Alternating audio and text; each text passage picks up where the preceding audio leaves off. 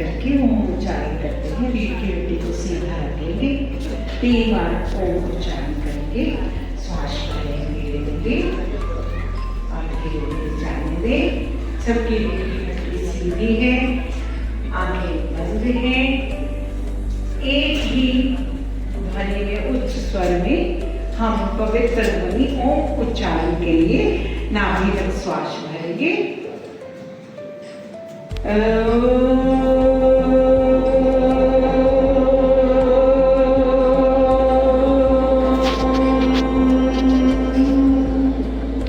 श्वास भरें।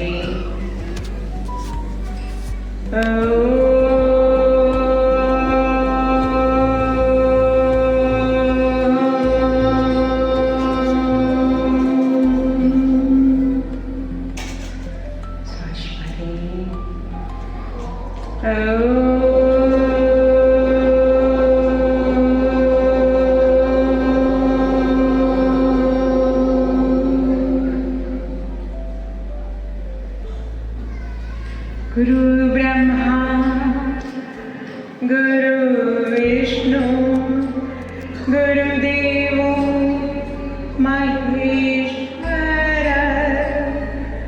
गुरु साक्षात् परब्रह्म तस्मै श्री गुरुवे नमः।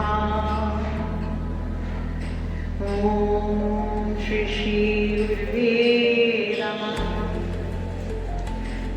मंच पर आसीन विद्वज्जन, मेरे समक्ष उपस्थित मेरे बहनों और भाइयों और श्रोतागण और बच्चे भी बैठ रहे हैं, पीछे बैठे बच्चों से मैं निवेदन करूंगी कि यदि आगे आ जाएं तो बहुत अच्छा लगेगा। आगे आ जाएं। आज हम धर्म सम्मेलन में उपस्थित हुए हैं।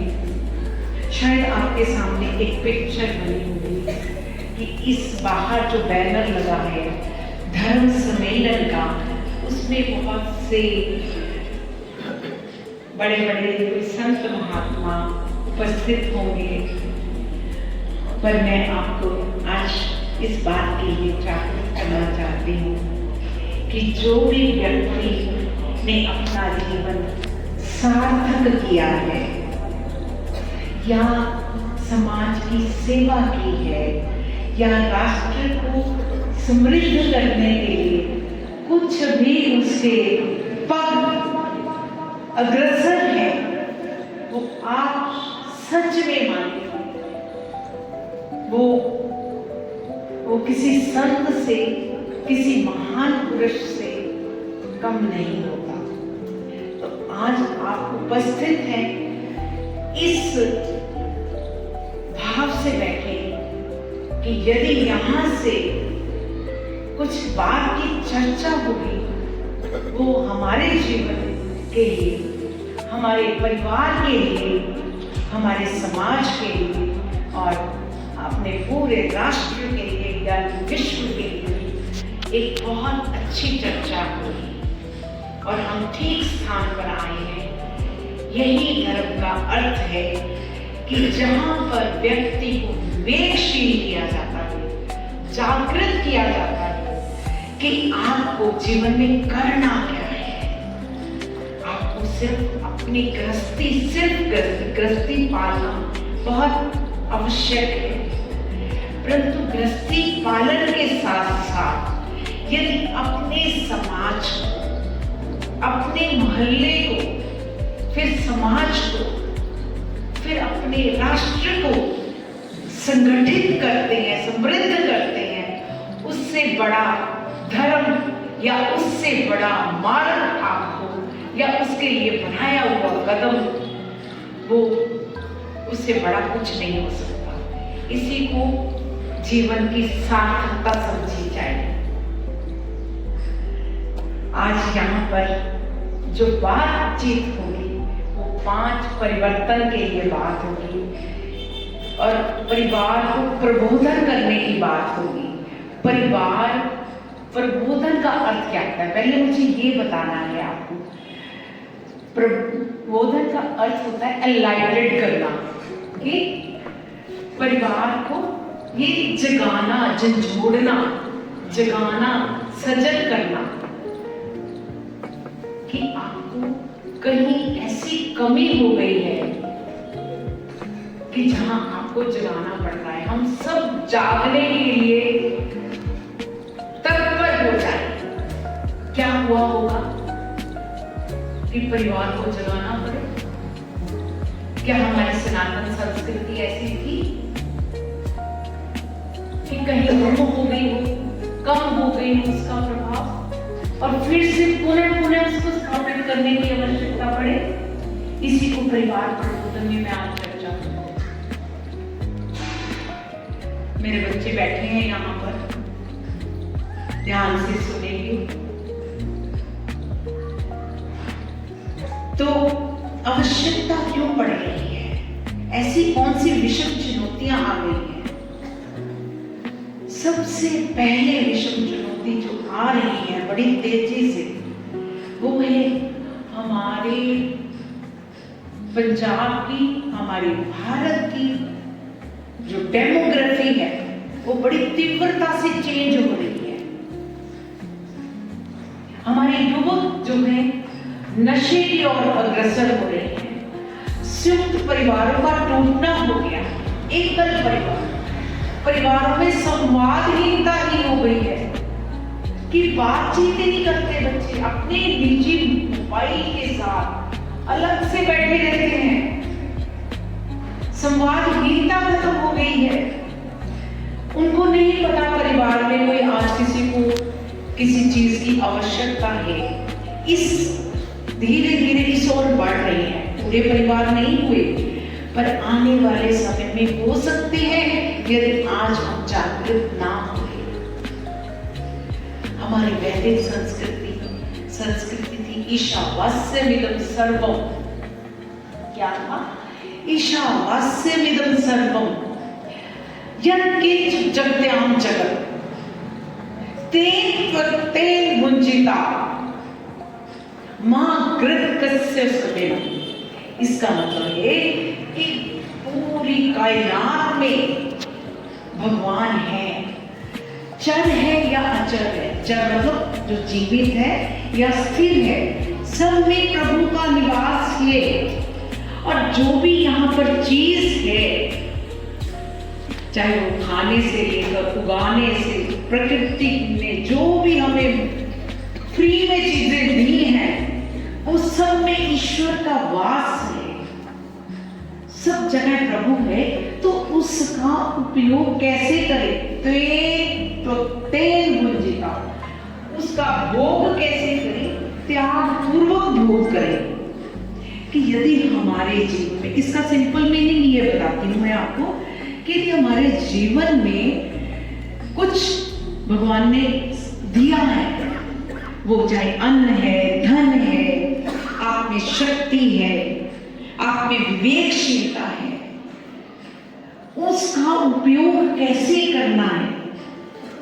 संस्कृति में था कि क्या है, अभी भी है कि जो जिन्होंने त्याग पूर्वक किया, दान वीरता के साथ किया, देने में, बांटने में, बटोरने में नहीं, बांटने में,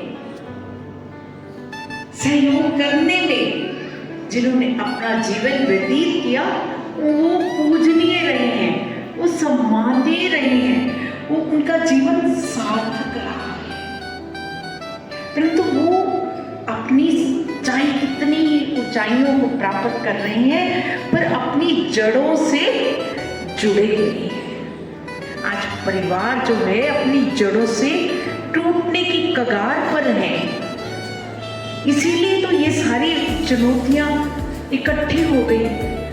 तभी हमें जगाना पड़ रहा है। सब परिवारों को जगाएं हम कि बच्चे जो हैं किस तरह से माँ बाप का अनादर करना शुरू हो गए, रिश्तों का टूटना शुरू हो गया है। और समृद्धता, जहाँ भारत में इतनी समृद्धता थी, वो धीरे धीरे जो है कम हो रही है। उसको पुनः स्थापित करने के लिए हम चाहेंगे अपने परिवार को जगाना, उनको विवेक, यही धर्म है। विवेकशील करना। एक बार पार्थ कहते हैं कृष्णा को, पार्थ मतलब अर्जुन, अर्जुन कहते हैं कृष्णा जीवन कौन सा सार्थक होता है, ये इतना मनुष्य जीवन है किसका सार्थक होता है। वो कहते चल मेरे साथ। वो बाहर निकलते हैं, पतंग उड़ाना शुरू करते हैं। पतंग बहुत ऊपर चली जाती है, इतनी ऊंचाइयों पर जाती है। कहते भगवान ये तो पतंग तो बहुत ऊंचा चलेगी कृष्ण, ये आप इसको जो छोड़ ही दो, तो काट ही दो, तो ये और ऊंची चली जाएगी। उन्होंने क्या किया, उसको काट दिया। क्या देखते हैं, थोड़ी देर में पार्थ देखता है वो थोड़ी सी ऊपर उठी और उसके बाद धड़ाम नीचे आ गई। इसका मतलब क्या है कि जब तक वो डोर से बंधी हुई थी, किसी ने पकड़ा हुआ था, तब तक वो ऊंचाइयों पर थी। जैसे ही वो संस्कारों से हमारे बच्चे, हमारा परिवार यदि टूटता है तो वो कहाँ उसकी स्थिति हो सकती है, आप इस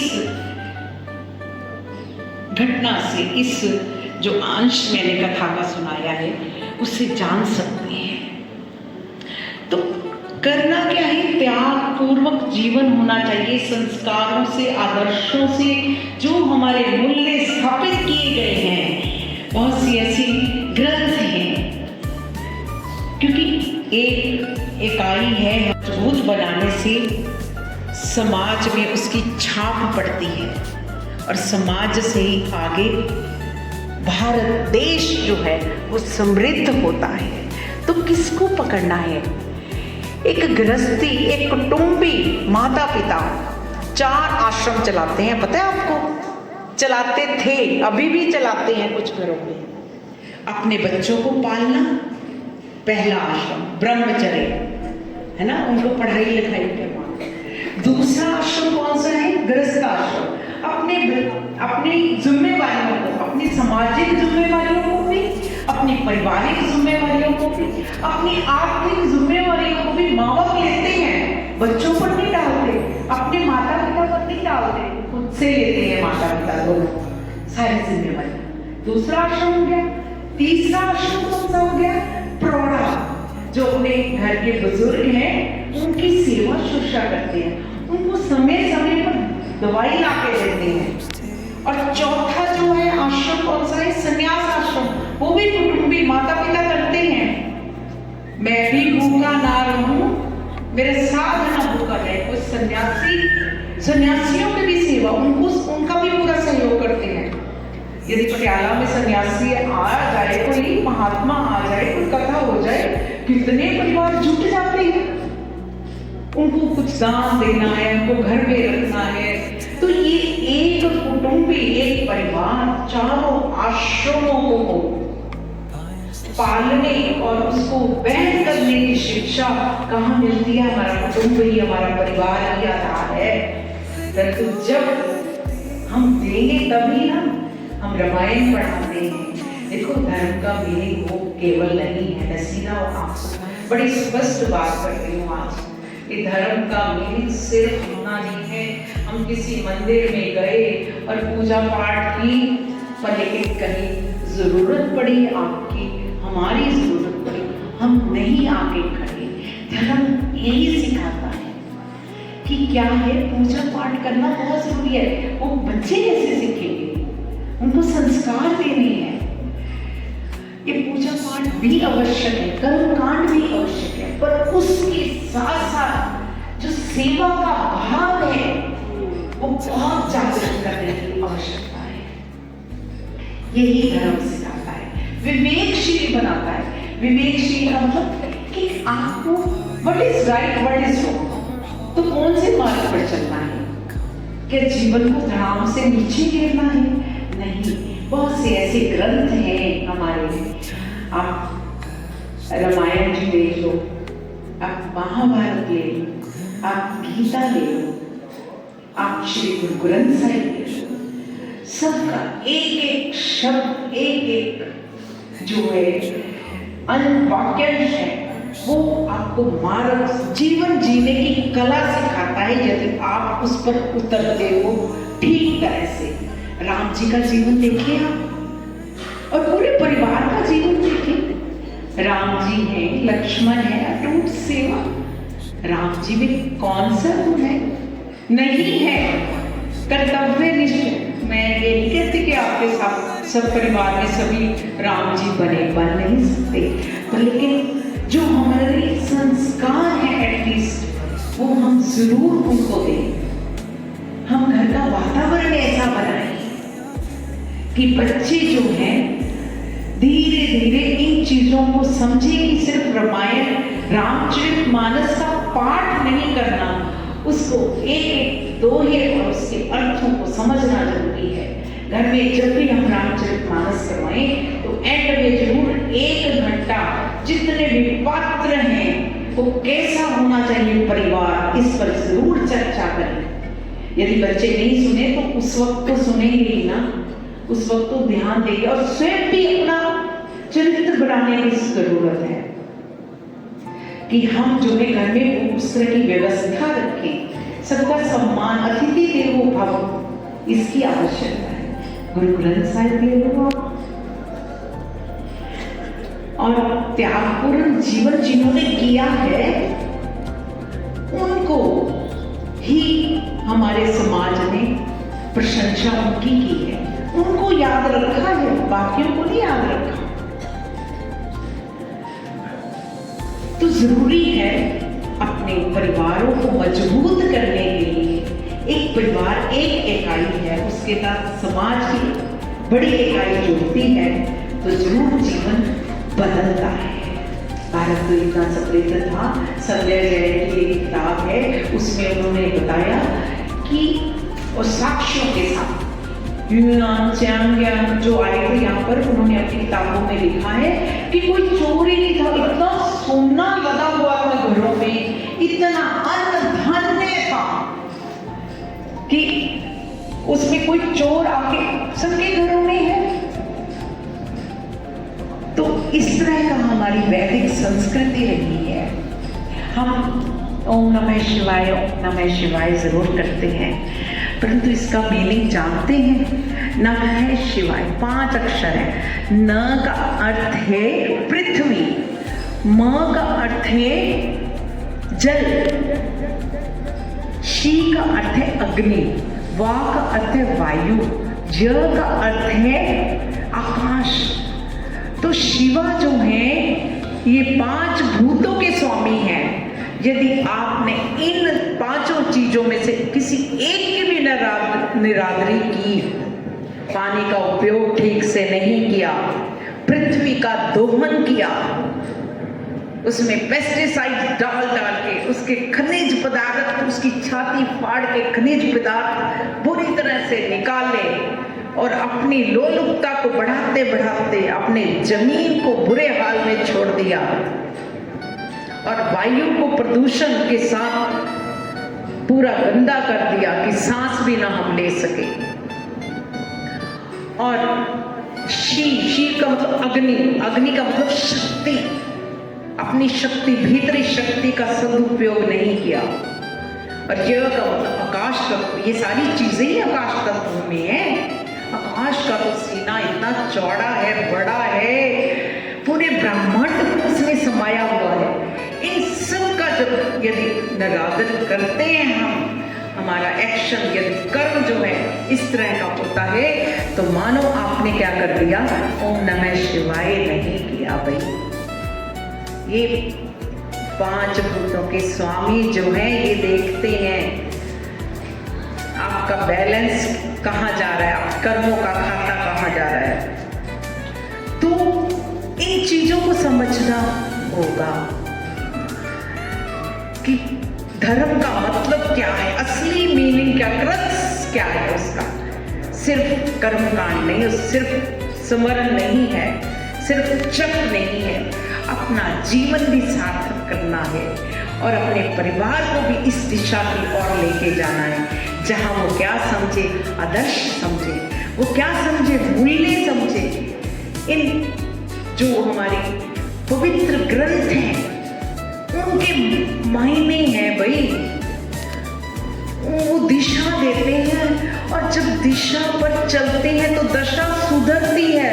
फिर हम इतने इतने गहरे आंसू रोते हैं कि मेरा तो ये हो गया, मेरा वो हो गया, मेरा शरीर खराब हो गया, मेरा मन खराब हो गया, परंतु ये दिशा देते हैं। गुरुदेव मेरे पूज्य शिष्य रविशंकर जी जो सर्वसमर्थ थे, उनसे ही मैंने ये ज्ञान पाया है।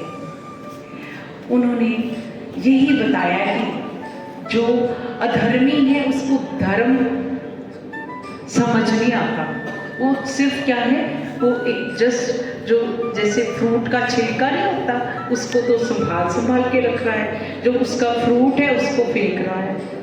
कि जो दिशा हमें मिलती है धर्म से, उसको नहीं पा रहा, उसकी तो बड़ी जबरदस्त है मूल्य उसकी। तो मुझे बहुत खुशी है इस बात के लिए, और हम बताएं कि कैसे करें इसे। 5 रास्ते हैं, जल्दी से बता के काम मैं ख़त्म करूँगी, क्योंकि मेरे पास पर्ची पहुँच गई है। मटीरियल तो मेरे पास बहुत था, भगवान की अपार कृपा है। तो यदि बात करूँगी तो रोंगटे भी आके खड़े हो जाएंगे कि हम किस तरह से कौन सी दिशा में चल पड़े हैं। बड़े षड्यंत्रकारी हमारे पंजाब में, हमारे भारत में षड्यंत्र कर रहे हैं, उसके प्रति जागृत तभी होंगे यदि हम इन पवित्र ग्रंथों से दिशा मार्ग लेते रहेंगे। जिन्होंने ज़रूरी नहीं है वाना पहना है, परंतु जो सेवा करते हैं उनकी एक एक बात भीतर वो धूर की बानी होती है। धूर की बानी मतलब भगवान बोलता है उसमें से। तो फिर हम कहेंगे कि वाह, सच में जीवन ऐसा ही सार्थक होना चाहिए। 5-6 चीज़ें हम जीवन में जरूरी हैं।